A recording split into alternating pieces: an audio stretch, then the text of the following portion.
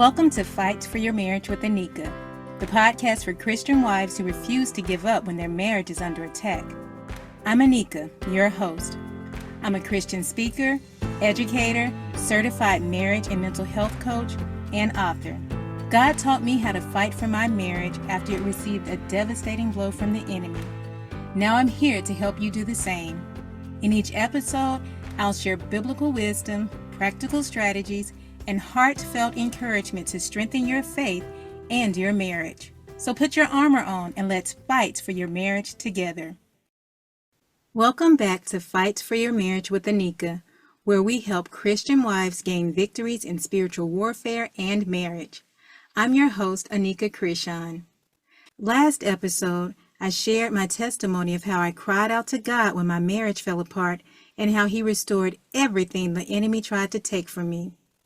If you haven't listened yet, go back and listen, because if God could do it for me, He can do it for you too, my sister. When you stand for your marriage, the enemy will fight back. And that's why the very first step in our fight battle plan is fervently pray. Are you trying to carry your burdens alone? Are you replaying the painful moments over and over in your mind? Are you sharing your marriage troubles with relatives and friends? Why? God invites us to bring everything to Him in prayer. Listen to this quote from page 100 of Steps to Christ. Keep your wants, your joys, your sorrows, your cares, and your fears before God. You cannot burden Him. You cannot weary Him. Take a moment to let that thought sink in. My sister, surrender your pain, your heartbreak, and your fears to God. You cannot burden or weary Him. Psalms 147 verse 3 tells us, He healeth the broken in heart, and bindeth up their wounds. What is God promising you in this verse? God loves you. He's inviting you to come to Him, to trust Him to heal your broken heart and bind your wounds. Let Hebrews 13:5 remind you that you are not alone in this battle. When you choose to pray, God chooses to hear and answer. Your husband may not instantly change. Your situation might still look the same, but you can choose to walk by faith. You can choose to believe hearts are softening, strongholds are being pulled down, and captives are being set free. This next part is hard, but it's powerful and imperative. One of the most life-changing things I ever did was learn to pray for the people who hurt me. I'm talking about sincere, intercessory prayer, because something happens when we release bitterness and we embrace prayer. The Lord turned the captivity of Job when he prayed, not only for himself, but for those who were opposing him. Job got his breakthrough when he prayed for the very people who had wronged him. What if your breakthrough is waiting on your willingness to let go? Your willingness to lift up your voice in prayer on behalf of the people who hurt you and continue to hurt you. This won't be easy, but I want you to take a step of faith. Think about who has hurt you. Maybe it's your husband. Maybe it's a strange woman trying to come between you and your husband. Maybe it's a relative or a friend. Write their names down and start praying for them. Call their names before God.